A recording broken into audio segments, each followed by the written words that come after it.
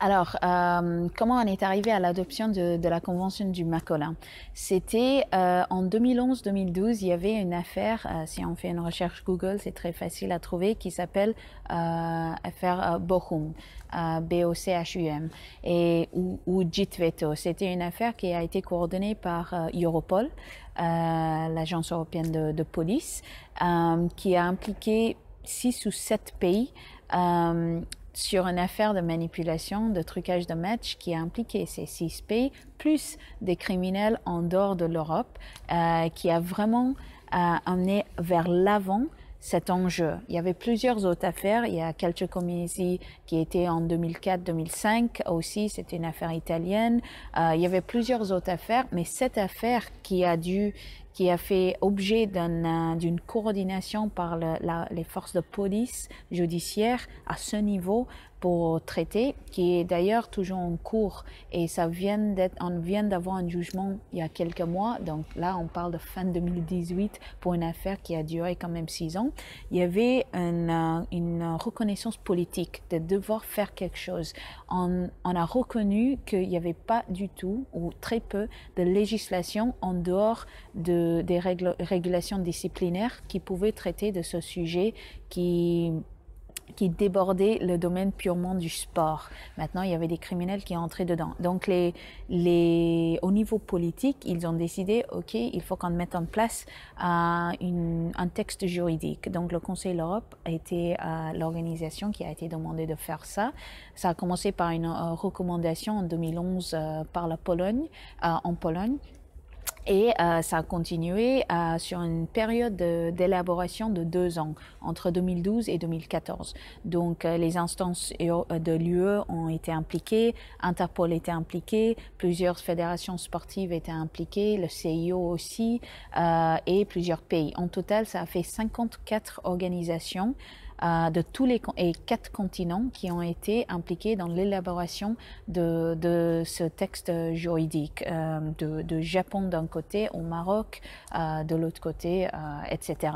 Et la convention est à vocation mondiale, c'est une convention internationale, et les pays, en l'élaborant, ont trouvé que il faut qu'on fasse quelques bases juridiques, comme la définition de la manipulation de compétitions sportives, qui a désormais été adoptée par des organisations sportives et autres aussi, et certaines règles autour de ce domaine, et une reconnaissance qu'il y a d'un côté la prévention et éducation, d'un autre côté la détection, les enquêtes, etc.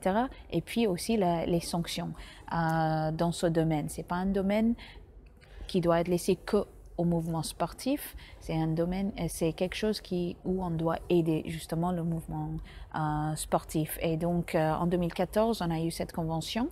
Et cette année, la convention devrait rentrer en vigueur. Il a fallu 5 ratifications, et maintenant on a 4. On a la Norvège, Portugal, Ukraine et Moldova.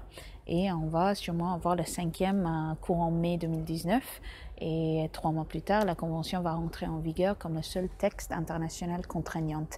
Bien sûr, en respect de d'autres textes qui existent aussi dans le domaine, par le Conseil de l'Europe et par l'ONU aussi, par exemple contre le blanchiment d'argent et contre la corruption et protection de données, par exemple.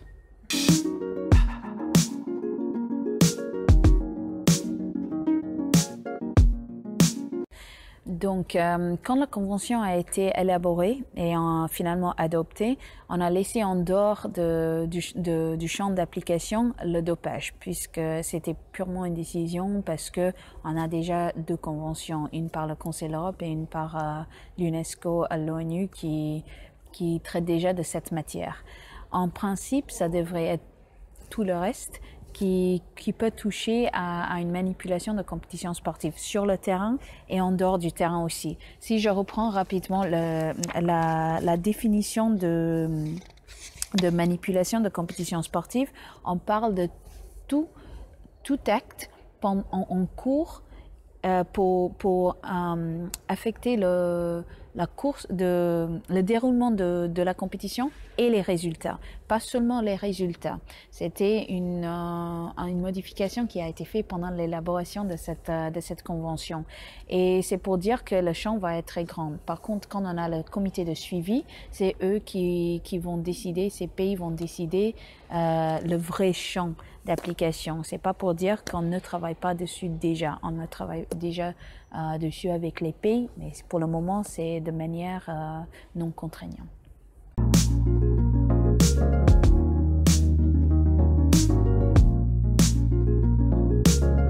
Alors, pour la liste des sports qui rentreront dans le champ d'application de la Convention du Macolin, ça dépendra du comité de suivi qui vont établir, eux, une liste de sports. Ce que je peux dire pour maintenant, c'est que ce n'est pas limité aux sports olympiques. Il y a beaucoup de pays dans le monde qui ne font pas forcément des sports olympiques. Par exemple, dans les pays au Pacifique, à Fidji, il y a plusieurs sports internationaux, au niveau international, qui ne rentrent pas dans le champ olympique. Donc, ce n'est pas limité dans ce sens.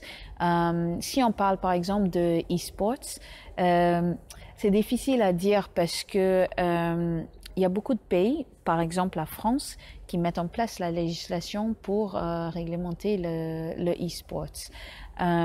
Après, ça va être aux pays, justement pourquoi on essaie d'avoir le plus de pays que possible qui ratifient cette convention, surtout dès le départ, parce que c'est à eux de décider qu'est-ce qui rentre dans le champ d'application et qu'est-ce qui rentre pas dans le champ d'application de la convention, sachant que un des objectifs principaux, c'est la protection de l'intégrité du sport et ceux qui pratiquent et sont autour et impliqués.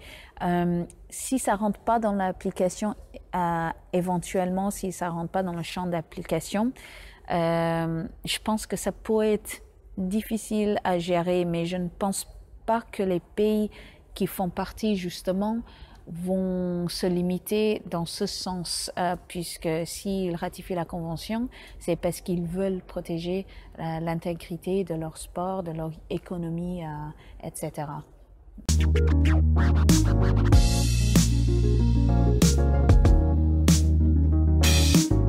Donc, pour le suivi de la convention du Macolin, c'est comme la plupart de nos conventions au Conseil de l'Europe, c'est une particularité et c'est quelque chose qui est unique qui est super un super utile qu'on a au Conseil de l'Europe, c'est qu'on met en place des mesures de monitoring, de suivi. Donc, dans la Convention, il y a certains articles, à partir d'article 30, qui parlent d'un comité de suivi qui s'appelle en anglais un follow-up committee. Donc, c'est composé par les autorités publiques à définir, une fois que ça rentre en vigueur, à définir des autorités publiques des États qui auraient ratifié la Convention, qui vont se réunir à peu près 2 fois par an, de manière globale, et puis plus en fonction de leurs décisions par des groupes de travail, etc., pour pour mettre en place justement des détails sur l'application de la Convention. Par exemple, des sports, la liste des sports qui sont concernés par la Convention, ou la liste ou d'autres choses sur les types de manipulation qui sont concernés. Donc, enfin, des détails sur l'application des différents articles. Et ils vont mettre en place aussi, lors de ce comité statutaire, il y aura aussi comment on va faire le suivi des pays, comment on va faire en sorte que les pays soient conformes. Alors, c'est pas imposé. Donc, c'est pas une obligation d'aller visiter un pays comme d'autres divisions au Conseil de l'Europe, mais une fois qu'un pays demande à avoir une visite pour voir ce qui manque, etc., alors là, on peut composer une équipe faite par le comité de suivi et d'autres experts et le Conseil de l'Europe pour visiter le pays et pour voir ce qu'il y a en place, etc. Donc, c'est comme ça qu'on peut suivre le développement par les pays des mesures et la législation.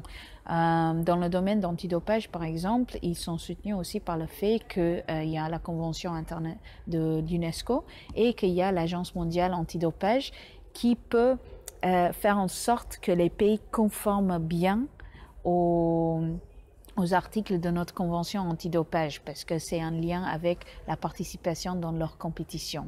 Dans le domaine de manipulation, c'est encore plus nouveau et c'est à développer dans les prochaines années.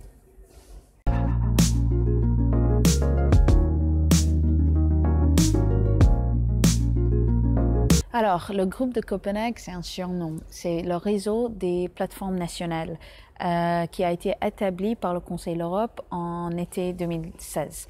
Alors, c'était à l'initiative des pays et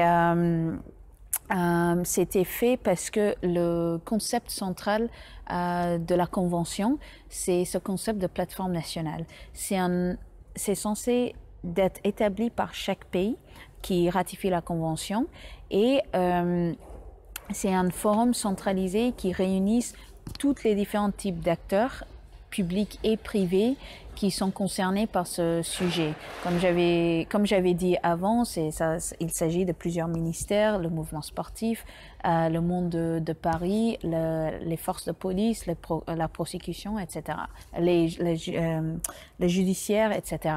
Donc, on se réunit tous sur un plan commun avec l'objectif commun de lutter contre la manipulation de compétitions sportives. Et au sein de ce forum, on traite de non seulement oui, on veut tous faire la même chose, mais aussi en mettant en place des mesures et un plan d'action dans l'objectif de prévention, éducation, aussi de suivi des compétitions, vraiment d'être là sur place sur les compétitions et aussi sur mettre en place et comprendre les besoins de tous les différents acteurs sur les sanctions et l'élaboration de la législation. C'est un groupe informel. Il y a une vingtaine de pays de plusieurs continents qui en fait partie. Et c'est informel surtout parce que d'un côté, la Convention n'est pas en vigueur et d'un autre côté, beaucoup de ces pays viennent de l'UE et pour le moment, pour des raisons politiques, les pays de l'UE sont bloqués de ratifier la Convention en elle-même.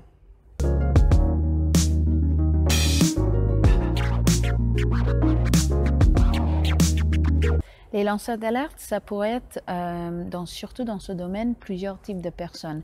C'est souvent, on pense aux athlètes eux-mêmes, les arbitres, les staffs dans le stade, autour du stade, dans la gestion des clubs et des fédérations, etc. Ça peut être la famille aussi de ces personnes et ça peut être aussi d'autres personnes qui travaillent en général autour de ce domaine. Les lanceurs d'alerte, la base, c'est que souvent ils veulent être anonymes parce que le sport c'est un domaine particulier où si tu es connu pour avoir été la personne qui a donné les informations, souvent ça traîne derrière soi une mauvaise réputation. Donc la protection, la Convention encourage par son article 21 la protection, une obligation positive aux États de faciliter la protection des lanceurs d'alerte. Beaucoup de fédérations ont mis en place déjà la protection, mais là, avec la Convention, on demande vraiment une protection par la législation, par les autorités publiques à ces personnes. Ça, c'est le nouveau sujet, en fait, d'intérêt par beaucoup de pays en ce moment, à 2019.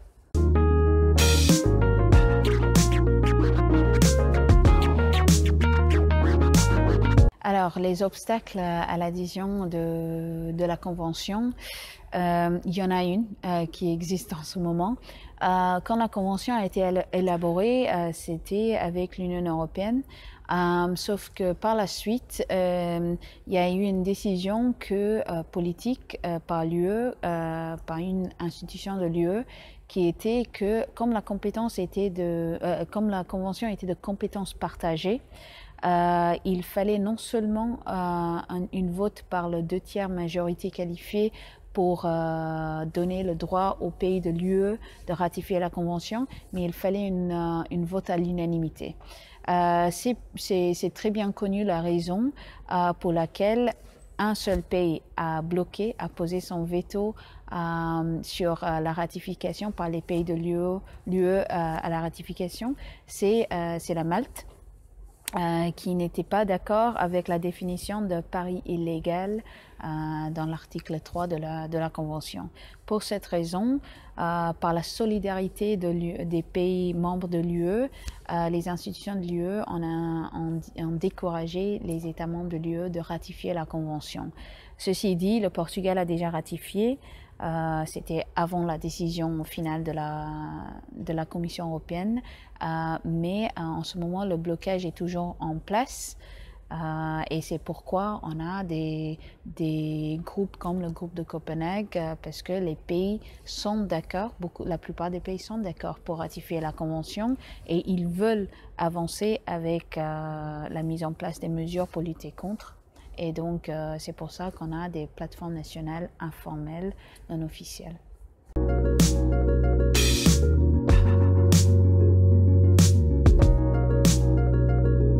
La Convention de Macolin est un texte juridique que moi, en tant que sportif, par exemple, apprécie beaucoup.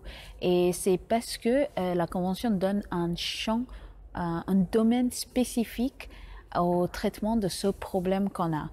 On parle beaucoup des paris illégaux, de lutte, de matchs truqués, des lanceurs d'alerte, justement, des fraudes, des pots de vin, etc. Mais sans une vraie législation pour traiter le domaine. Et sans une vraie législation, les criminels, ils peuvent infiltrer et ils peuvent faire ce qu'ils veulent parce que eux, ils profitent des domaines qui sont peu réglementés. Donc ça, c'est une vraie plus-value de cette convention. L'autre plus-value, c'est que c'est international et c'est un texte juridiquement contraignant.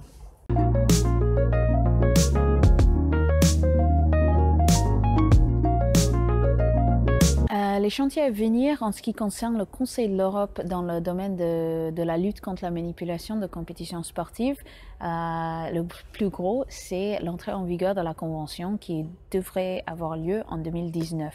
Après, ça va être de mettre en place le comité de suivi et le comité en lui-même va mettre en place tout ce qui est liste de sports concernés, les types de manipulation qui vont donner une vraie base juridique et soutien officiel aux différentes actions qui sont en place en ce moment, comme les actions par les réseaux de plateformes nationales, tout ce qui est fait par les procureurs, les réseaux de procureurs, etc.